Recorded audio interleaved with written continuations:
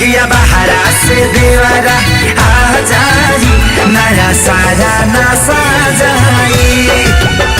जहिया बहरा से देवरा आ जाई नया सारा नशा जाई।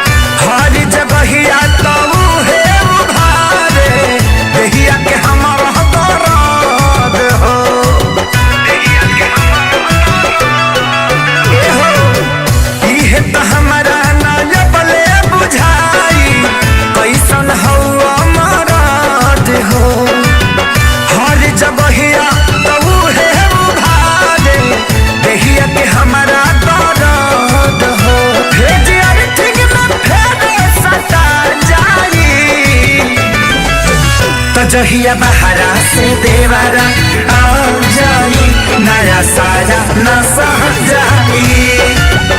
जहिया बहरा से देवरा आ जाई नया सारा नशा जाई।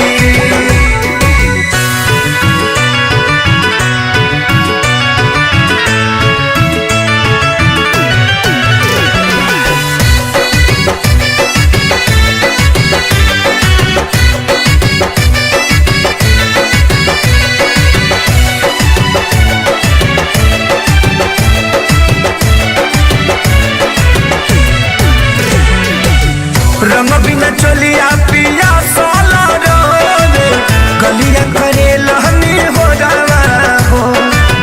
तोहरा बिना सुना कुंदन खेसारी भारे न दोसरा के कोरवा हो।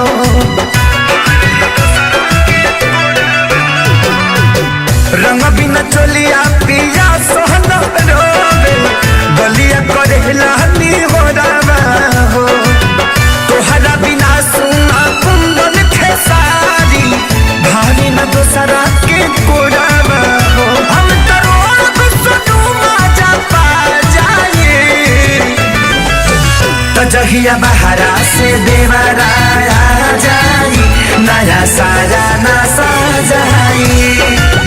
तो जहिया बहरा से देवरा